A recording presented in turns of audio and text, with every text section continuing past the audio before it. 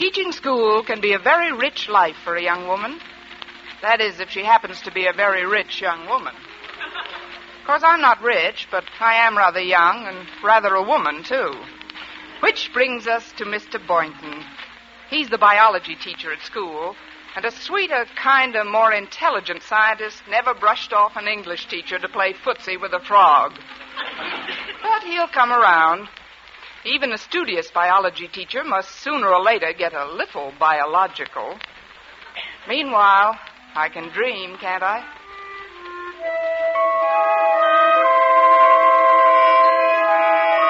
Yes, Connie Brooks can dream. It's a few minutes before 7 in the morning, and Miss Brooks is fast asleep in the room she rents from Mrs. Margaret Davis. Fast asleep and dreaming. Oh, Mr. Darwell, this is too much. Miss Brooks, as principal of Madison High School, I insist you accept it. But a diamond-studded ruler. For what, Mr. Darwell? Because you have the nicest erasers in school. Why, Mr. Darwell, I didn't think you ever noticed my erasers. I'm also giving you Mr. Boynton, the biology teacher. Oh, Mr. Boynton. Kiss me, Miss Brooks.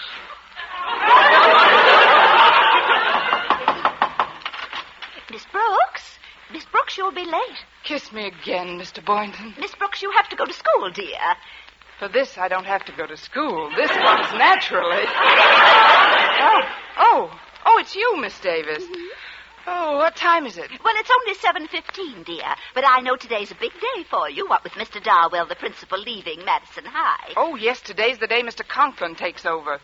Maybe he'll give me a chance to head the English department. Osgood Conklin? Why, I've known him for years. We went to school together. All the other children used to call him Stone-Face because he never laughed. Oh, fine. Well, I shouldn't say never. No, I did give him a laugh one time when we were out ice skating. He was practically in hysterics. What happened? I broke my leg. Now, do hurry and get dressed, dear. I've got a lovely surprise for your breakfast.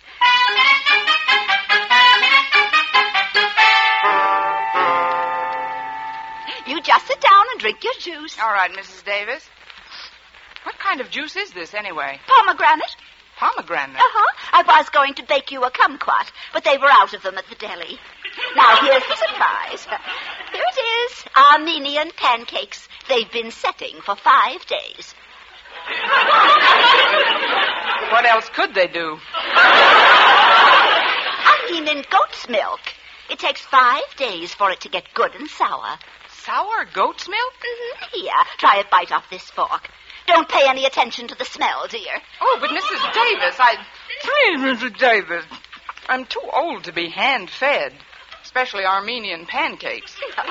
Now, tell me the truth. Aren't they delicious? Well, I don't want to hurt your feelings, Mrs. Davis, but if I were the goat responsible for this concoction, I would hang myself by my own beard. If you don't mind, I'll help myself to some cereal. Oh, Miss Brooks, it's a crime to throw out these pancakes. What's the crime, carrying concealed weapons? Now, you've got to have something for breakfast. Today's a big day for you. Let me whip up a few Swiss clam fritters. Look, Mrs. Davis. Yes, dear? If it wouldn't upset you to see it at the breakfast table, could I have some cornflakes? Well, everyone to his own taste. Gee, it's funny Walter isn't here yet. He knows I wanted to get to school a little early this morning. Oh, is Walter Denton picking you up again? Yes, my Chevy's still in the shop. I had a little accident Monday. I ran into a parked car. Oh, that's too bad. I hope you reported it to the police. I didn't have to. They were sitting in the car. Oh, that's good. Walter's a nice boy, although he's not too bright. You're right about that, Mrs. Davis. 16 years old, and he gets his heart broken every other week by some jukebox Cleopatra. Then I have to put the pieces together. You, Miss Brooks? Yeah, you know, I pat the little rooster on the head with my motherly wing and make clucking sounds. Oh, well, how does he respond to that, Miss Brooks? Before the last cluck has died away, he's back in the hen house. Oh, well, I can't worry about Walter today. I've got to make a good impression on Mr. Conklin if I want that new job at school. Oh, That's Walter now. I can always tell him by the way he humps. Me too. He sounds like a heartbroken goose. Well, here goes, Mrs. Davis. Wish me luck. Oh, I do, my dear. And don't you worry about a thing. I wonder what kind of a guy Mr. Conklin really is.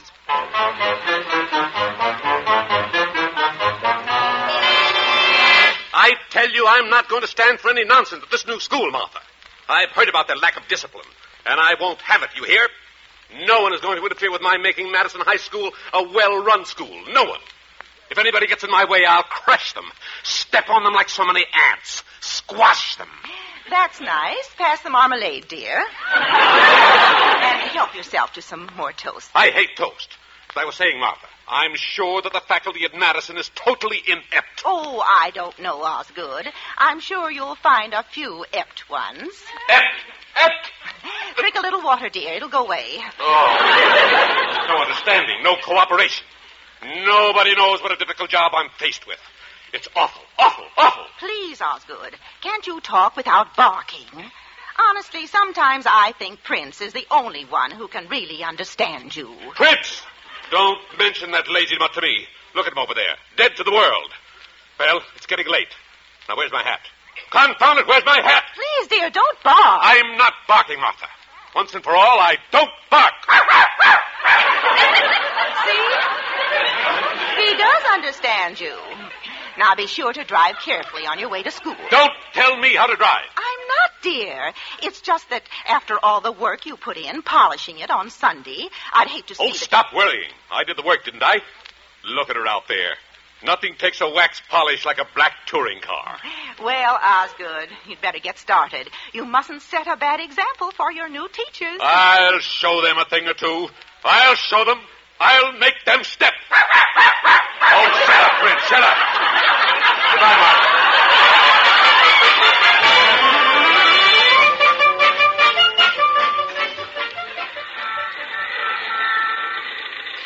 It's nice of you to pick me up like this, Walter. Oh, that's all right, Miss Brooks. It's the least I can do. You've been so sweet to me. Besides, there's something I want to talk to you about. A girl? It usually is, isn't it? Yeah, it's a girl, Miss Brooks, but this one's different. You mean she's stuck on you? Oh, not yet. That's what I want to talk to you about. I want you to help me get her stuck on me. Well, here we go again. Who is the girl, Walter? She's the baker's daughter, Penelope Miller. When I kissed her for the first time the other night, I knew she was different. But, Walter, you've kissed a lot of girls. What's so different about Penelope Miller? She tastes like caraway seeds. Oh, grand. She's probably built like a pumpernickel. Now, look, Walter, I've got a lot on my mind today. Well, all I want you to do is help me write her a letter, Miss Brooks. You see, she doesn't think I'm mental enough. I can't understand it. And I figured, well, you being an English teacher, as well as a woman, well, you'd know how to make her think that I was brainy. You know, intelligent. I hate to trade on just my sheer animal magnetism. You know what I mean? Walter, you are a little beastly in spots. But don't blame yourself. Penelope just doesn't appreciate yet that a man is a thing to be treasured. When will she appreciate it? When she gets to be my age. Oh, I couldn't wait that long, Miss Brooks. Oh, wait a minute, Walter. Just how old do you think I am, anyway? 35? What? 40? Walter! 45? One more bid and I'll throw you out of this auction. I'm sorry, Miss Brooks. I guess I'm not very mental at that, but you will help me out, won't you? I'll come over to Mrs. Davis's tonight and we'll write a letter together. What do you say? Well, I could... Walter, look out. That car. What car? That big black touring car. Big black touring car?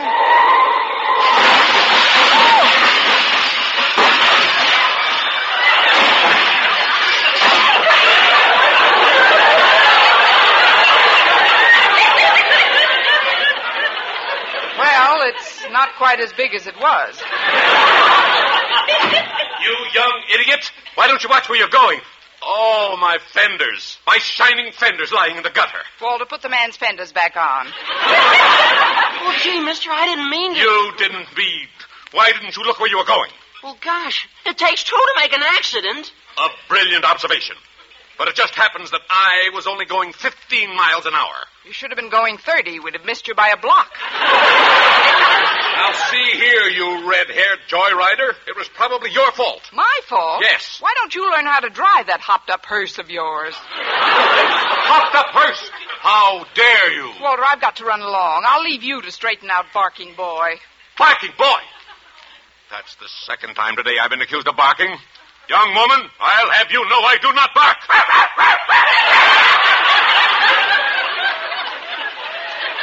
Who's your friend? Go home, Prince. Goodbye, Walter. And thanks for the joyride, Walter, if you'll pardon the expression. Oh, goodbye, Miss Brooks, and don't forget about tonight. Good riddance. That is one of the most offensive young women I've ever met. Now then, young man, let me see your driver's license.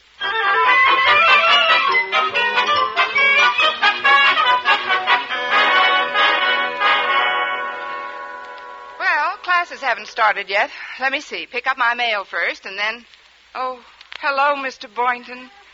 Hello, Miss Brooks. Isn't it a coincidence that we're in the same mailbox? Not an overwhelming coincidence. You see, your last name begins with the same letter mine does. Well, that's a start. You have such a quick mind, Mr. Boynton. Well, it is thorough. Personally, I think you tax it too much. Don't you think you need more recreation, if you know what I mean? Oh, carrying on my biology experiments is recreation enough. You don't know what I mean. Of course, I also collect stamps. That gets pretty exciting sometimes. Oh, it must. There's no end to the possibilities. Have you ever tried your hand at beadwork? Beadwork? No, I don't believe I have. Is it fun? Fun? Why, it just makes you tingle all over. And, of course, basket weaving can be exciting, too. Really? Yes, if we're both in the same basket. Well, so much for the world of sports.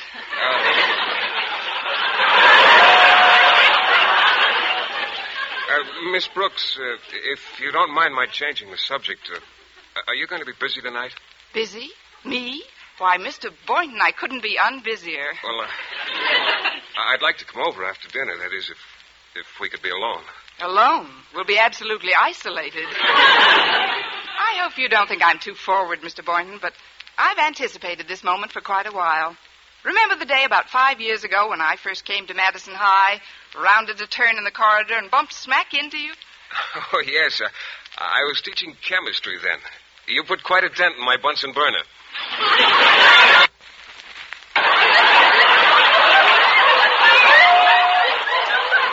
Mm-hmm.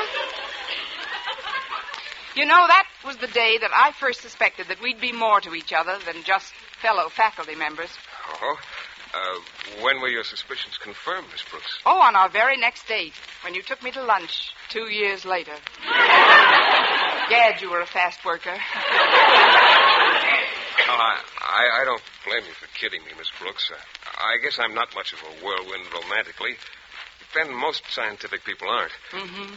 You see, the study of evolution alone tends to slow down any of the more intemperate reflexes. Mm-hmm. You must realize what a tremendous period of time was involved before the single cell divided itself in the sea and adapted itself to the land and air. Mm-hmm. Countless centuries passed before lower forms of life assumed their new shapes. Generations before the mammal family produced the ape family, and before the ape family produced the human family. What have you been waiting for me to do? Slip back a notch?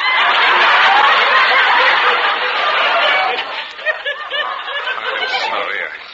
I didn't mean to lecture, Miss Brooks. You do look very lovely this morning. Well, thank you, Mr. Boynton. Luckily, I come from one of the prettier ape families. Now, about what time do you think you'll be able to come over tonight? Oh, Mr. Boynton, Miss Brooks. Sorry to interrupt, but as you know, today is my last day as your principal, and my successor, Mr. Conklin, is due any minute. Oh, we'll be sorry to see you go, sir. Yes, you've been a wonderful principal, Mr. Darwell. I don't know why the Board of Education had you transferred. Well, ours not to reason why. Ours but to teach and die. If you'll pardon a mixed poetical reference. And if I may say so, it's been wonderful working with you here at Madison High, and I'm genuinely sorry to leave. However, we're teachers, and teachers can't afford sentiment. We can't afford anything. Now, Now, I suggest that you go to your classrooms and get things in order. I'll be taking Mr. Conklin on a tour of inspection as soon as he arrives.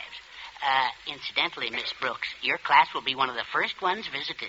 Also, it might interest you to know that I intend to recommend you as the head of the English department. Oh, thank you, Mr. Darwell. Believe me, I'm all set for Mr. Conklin. Good. You know, Miss Brooks, nothing is more important than a first impression.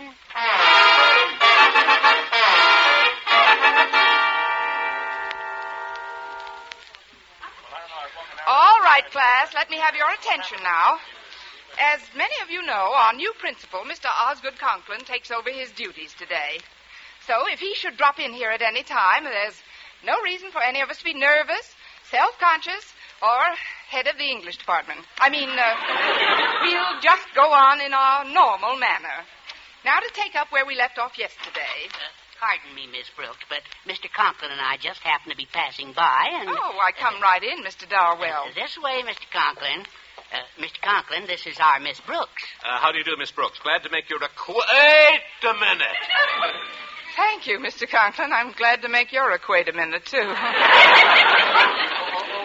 You two have met? Well, we sort of ran into each other this morning. Yes. Oh, so this is the young lady in the accident you told me about. Mr. Conklin, I have an idea. Now, why don't we skip English and drop in on... Mr. Darwell, now that I know just who Miss Brooks is, I'm particularly interested in watching her conduct her class.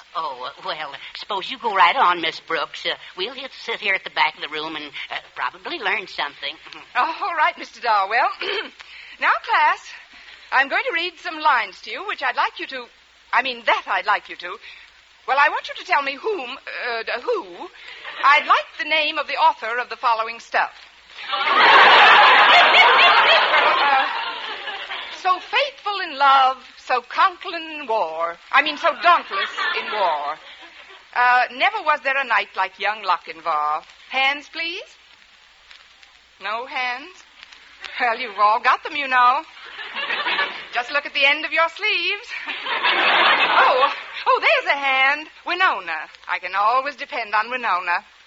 Who wrote those lines, Winona? I don't know. I just want to leave the room.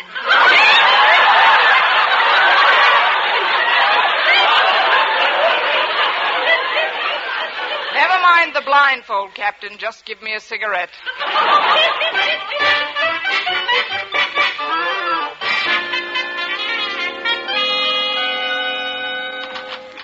Hello, Mr. Boynton. Oh, Miss Brooks, come right in. Well, if you don't mind, I'll stand by the door. Biology labs make me nervous. I just dropped by to see what time you're coming over tonight. Tonight? Yes, one of my students is stopping by. I've promised to write an intellectual letter for him to a girlfriend he's trying to impress, Penelope Miller. Penelope Miller? Yeah, she tastes like caraway seeds.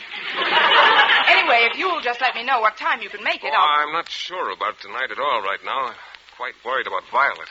Violet? Yes, the white mouse I use in some of my experiments. Now, steady, Violet. Steady, dear. I'm just going to hold you for a minute. Mr. Boynton. You know, I don't like the feel of her stomach. Mr. Boynton, if It's lumpy. Well, but Mr. Boynton, you told me at the office this morning... Frankly, Miss Brooks, at that time I didn't know about Violet's condition. You understand, I have to... I know. You have to sit up with a lumpy mouse.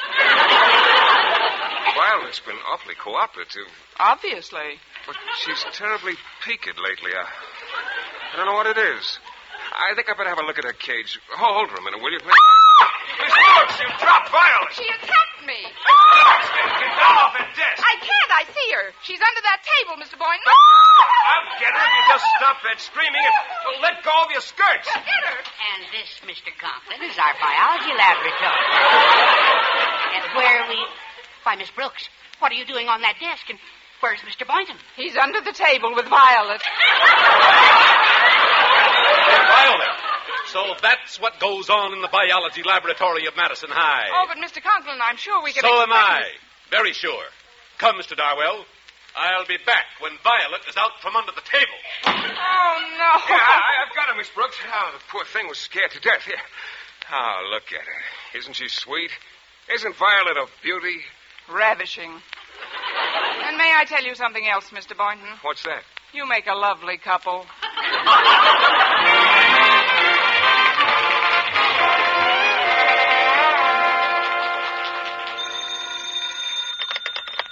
Hello? Yes, this is the principal's office. Osgood Conklin speaking. Who's this? Who? Mrs. Davis. Margaret Davis. Oh, the girl who used to go ice skating with me. How's your leg? What's that? You want me to come over tonight? Well, my wife is visiting her mother tonight. I might be able to... you say there's a teacher living here that you want me to meet, Miss Brooks? Miss Brooks! Now, look here, Margaret. I don't think I can... Yes, I know we're old friends, but I don't... But I can't... But I... All right, Margaret. I'll be there for dinner. All right, 7 o'clock. Goodbye. Margaret Davis. Her leg must have been in a cast for 6 weeks. I demand to see the new principal of this school immediately. I am he. I am Matilda Denton, and I have reason to suspect that my boy, a pupil at this iniquitous institution, has fallen into the clutches of one of your female teachers. What? But, madam, what makes you... Not over a half hour ago, on the phone, I heard my boy postponing a date with a girl his own age, a lovely little girl, Penelope Miller. Penelope Miller? Yes, she tastes like caraway seeds. And when I asked Walter his reason for the postponement, he said he had a date tonight with a red-headed teacher at her home. But how do you know she... Here, read this. It fell out of my son's notebook when he came home from school. Just read it. Very well. At last I've got what I want. Red hair and what a tough, sturdy body. Good heavens. Well, Mr. Conklin, have you any idea who this nefarious woman might be? Yes, I have, Mrs. Denton. And I hasten to assure you that I'll take steps to get to the bottom of this as quickly as possible. Just how quickly is that, Mr. Conklin? No later than tonight. This teacher doesn't know it, but we are having dinner together.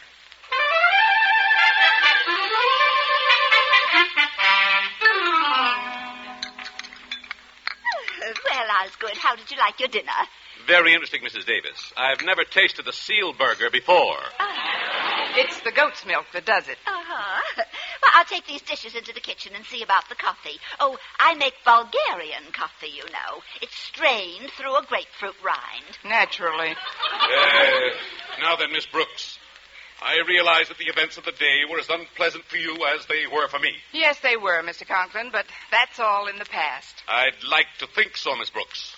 But unfortunately, a matter of the gravest concern has come up. Really? Really. What would you think of a teacher who would allow a student to become infatuated with her and then lead him on? Why, I think she was pretty terrible, Mr. Conklin. Who's the teacher? We haven't any positive proof, but the boy's name is Walter Denton. Well, I think they both ought to be arrested. Walter Denton? Yes, Miss Brooks, Walter Denton. His mother came to see me today and told me all about it. She has no idea who the teacher is, but, well, you can't deny that you were in the car with young Denton this morning. Oh, but Mr. Conklin, he was just giving me a lift until my car's fixed. I never see the boy at any other time. Are you sure about that, Miss Brooks? I'm positive.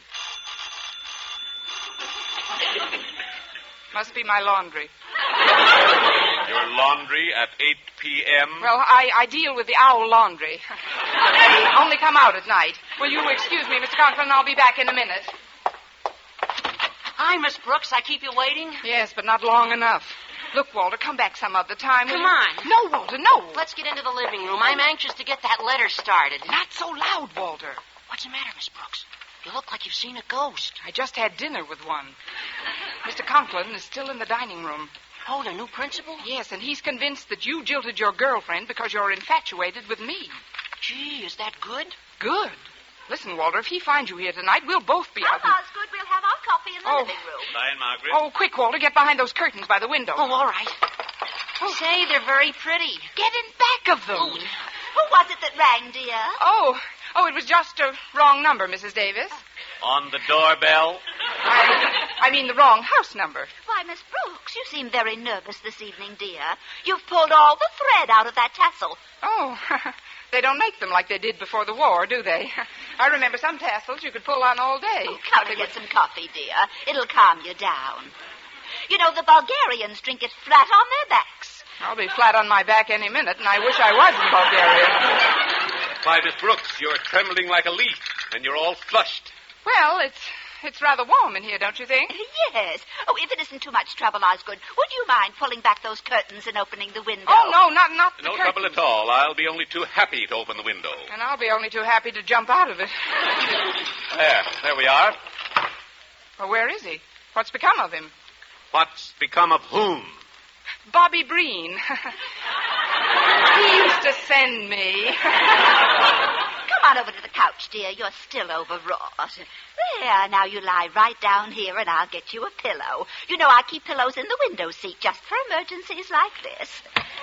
I always say you never know when you need them. Hello, Walter.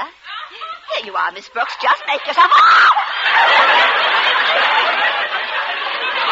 Margaret, what is the matter?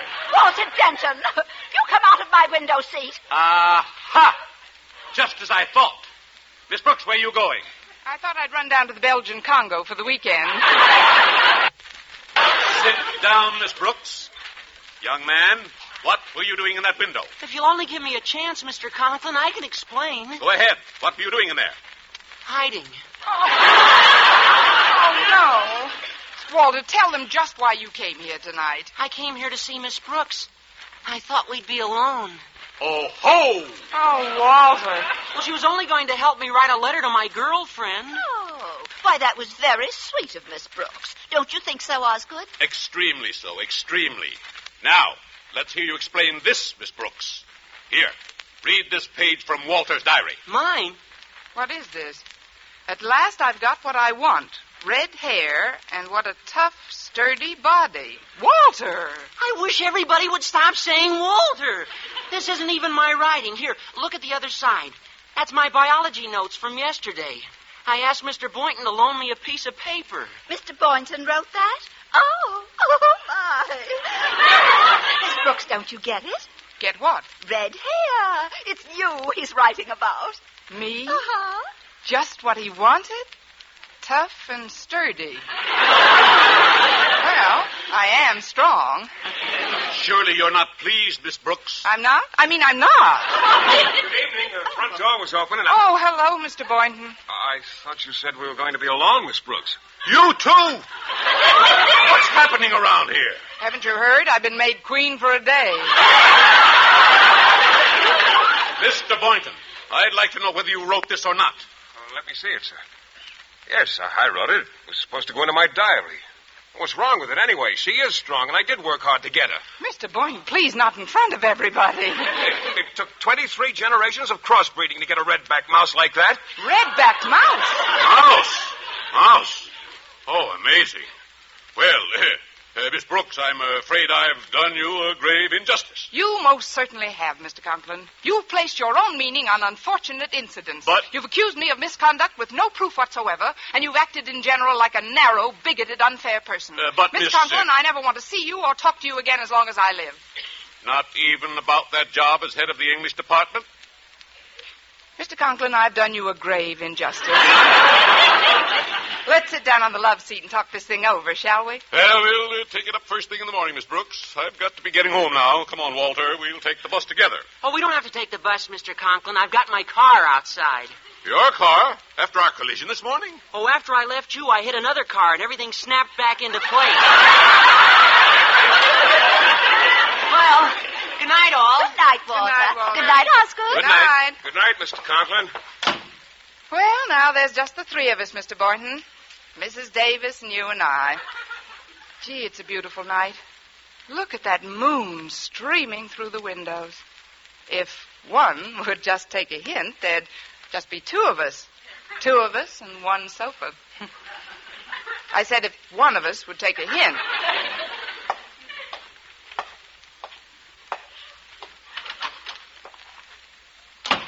Well, here we are, just the two of us. That's right, Miss Brooks. How about a little gin rummy? Cut the deal.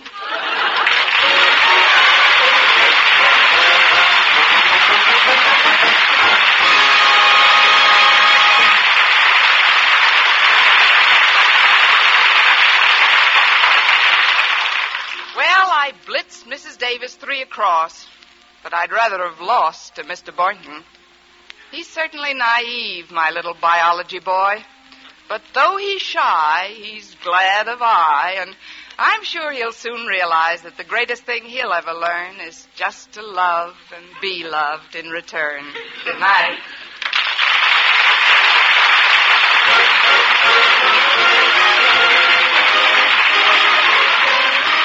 Next week at the same time, Columbia will again present Our Miss Brooks, starring Eve Arden. This is CBS, the Columbia Broadcasting System.